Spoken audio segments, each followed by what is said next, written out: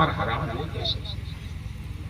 اب اس کے بعد لکھتے ہیں لیکن اے مسلمان فوجیوں سنو، میں تمہیں نصیحت کرتا ہوں ایک امیر المومنین ہونے کی حیثیت سے کہ کتابیوں سے شادی نہ کرو، جائز ہونا الگ بات ہے، لیکن شادی اس لیے نہ کرو کہ اگر تم کرو گے تو جب بچے ہوں گے تو وہ انہی کی گود میں تربیت پائیں گے، جب ان کی گود میں تربیت پائیں گے تو بچے تو تمہارے ہوں گے، تہذیب ان کی ماں کی ہوگی، تو زندگی بھر وہ کبھی عیسائیوں کے مقابلے میں کھڑے نہیں ہو سکتے۔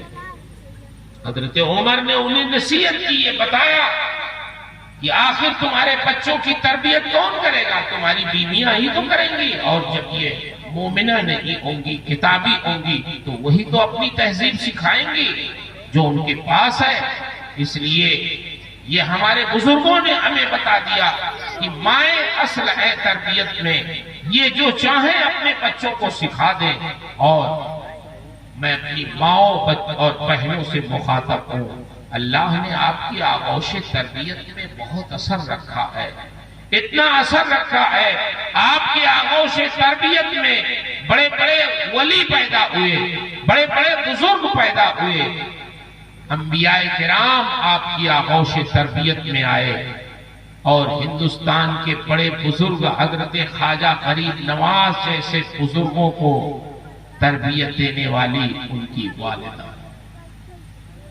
حضرت خواجہ غریب نواز ایک دن بہت ہی خوش اپنے والدہ کی خدمت میں آئے۔ والدہ نے پوچھا بیٹا حسن کیا بات ہے، کیوں اتنے خوش ہو؟ کہا ماں آپ کو معلوم ہونا چاہیے کہ آپ کے بیٹے کے ہاتھ پر بہت سارے لوگوں نے توبہ کی ہے اور دین قبول کیا۔ ماں نے کہا بیٹا حسن یہ تمہارا کمال نہیں۔ حضرت خواجہ غریب نواز عرض کرنے لگے ماں پھر کس کا کمال ہے بتائیں آپ، میرا کمال نہیں ہے تو کس کا ہے؟ میں نے ان میں واعظ کیا، ان کی تربیت کی، ان کو سمجھایا، دین اسلام کی حقیقت بتائی،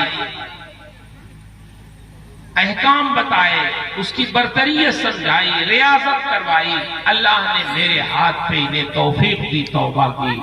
آپ کہہ رہی ہیں تمہارا کمال نہیں ہے، پھر کمال کس کا ہے سمجھائیں آپ مجھے۔ تو ان کی ماں نے جو بات کہی وہ میں اپنی ماؤں بہنوں کو سمجھانا چاہتا ہوں۔ ان کی ماں نے کہا بیٹا حسن تمہیں یاد نہیں ہوگا، تم تو بچے تھے اس وقت جب پیدا ہوئے تم، تو کبھی بھی میں نے بغیر وضو کے تمہیں دودھ نہیں پلایا۔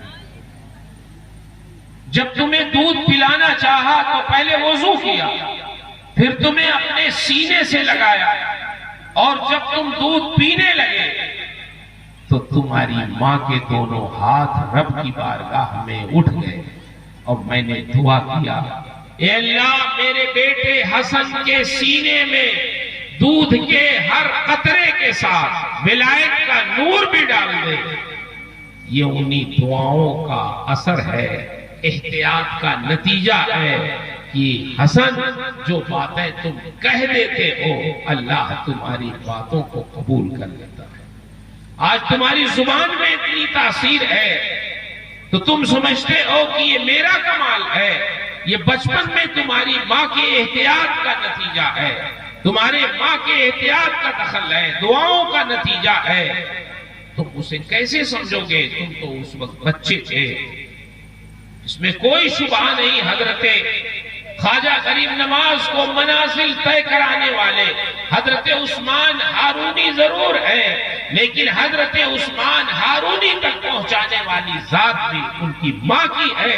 اگر ایسی تربیت نہ کرتی تو یہ بچہ اپنے پیر تک پہنچنے کا شعور کہاں سے رکھتا؟ یہ ہمارے علماء کرام تشریف فرما، ہمارے مخدوم گرامی مرتبت حضرت علامہ اختر حسین فیضی صاحب تشریف فرما، جن کی صدارت میں جلسہ ہو رہا ہے، اس مدرسے کے اساتذہ کرام تشریف فرما، اور بھی ادارے کے علماء تشریف فرما، ان میں کوئی بھی عالم جو عالم ہے صحیح معنوں میں سند یافتہ بغیر بخاری پڑھے وہ عالم نہیں ہوتا۔ میں اپنی ماؤں بہنوں بیٹیوں سے مخاطب ہوں، کون ہے امام بخاری مجھے بتاؤ۔ آج امام بخاری کی بخاری صحیح بخاری اس روئے زمین پر قرآن مقدس کے بعد سب سے اہم کتاب ہے۔ نبی کریم صلی اللہ علیہ وسلم کی کتابوں میں احادیث کریمہ میں سب سے اونچے درجے کی کتاب امام بخاری کی صحیح بخاری ہے۔ کون ہے امام بخاری؟ بتائیں کون ہے امام؟ کس نے امام بخاری کو امام بنایا؟ آپ اگر ان کی تاریخ سنیں گی تو سمجھ میں آئے گا کہ امام بخاری جب پیدا نہیں ہوئے تھے تو ان کی والدہ امام بخاری کی پیدائش کے لیے دعائیں کرتی تھی، یہ اللہ میرے پاس کوئی لڑکا نہیں ہے، ایک لڑکا عطا فرما دے جو تیرے دین کی خدمت کرے۔ ہم لوگوں کے پاس اگر لڑکا نہ ہو تو ہم لوگ کیا کہتے ہیں؟ اے اللہ ہمیں ایک لڑکا دے دے جو ہماری زمین جائیداد کا وارث ہو۔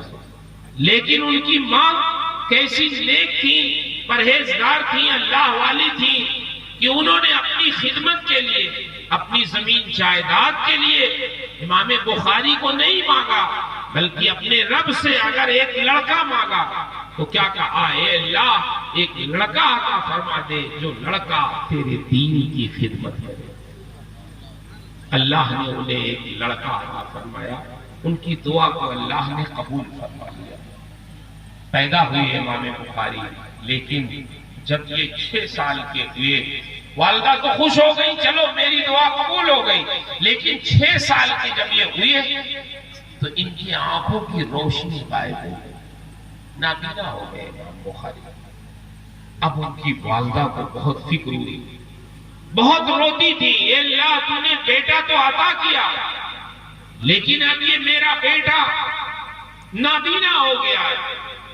میں نے، تو خوب جانتا ہے، میں نے تجھ سے لڑکے کی دعا اس لیے کی تھی کہ میرا لڑکا، میرا بیٹا تیرے دین کی خدمت کرے گا، لیکن اب تو یہ نابینا ہو گیا، اب تو یہ اپنا کام نہیں کر پائے گا، تیرے دین کا کام کیسے کرے گا؟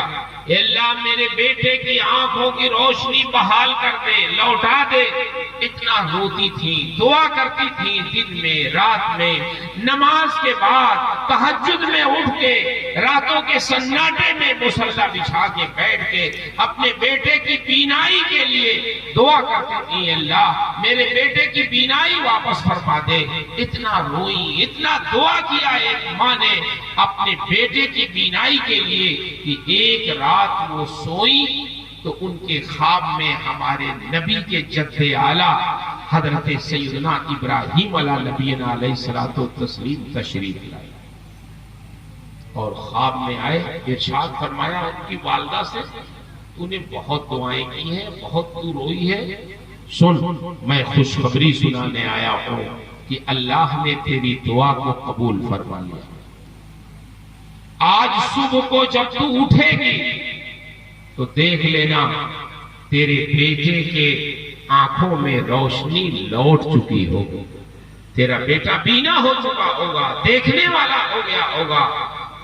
امام بخاری کی والدہ جب اٹھی، ان کے بغل میں امام بخاری 6 سال کی عمر میں سوئے تھے، اٹھی، اپنے بیٹے کو جگایا، بولی بیٹا محمد، ان کا نام تھا محمد اور ان کے باپ کا نام تھا اسماعیل، محمد بن اسماعیل اٹھ جاؤ، آج میں نے تمہارے بارے میں بہت مبارک خواب دیکھا ہے، میں نے اپنے نبی کے جد اعلیٰ حضرت ابراہیم کو خواب میں دیکھا ہے کہ وہ تشریف لائے ہیں، انہوں نے بشارت سنائی ہے آج کی رات کہ تیرے آنکھوں کی بینائی لوٹ آئی ہے، ذرا اٹھ، اپنی آنکھیں کھول، سب سے پہلے مجھے دیکھ، کیا میں تمہیں نظر آ رہی ہوں؟ ذرا آنکھیں کھول بیٹا، اٹھ جا۔ جھجوڑا اپنے بیٹے محمد بن اسماعیل کو، جو بعد میں امام بخاری کے نام سے مشہور ہوئے، جھجوڑا، اٹھایا.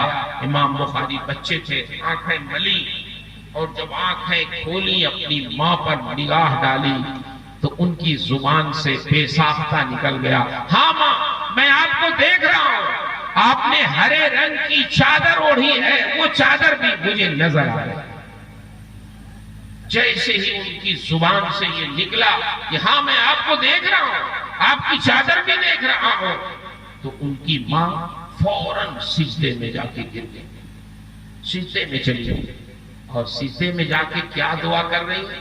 اے اللہ تیرا شکر ہے کہ تو نے میری دعا قبول کر لی.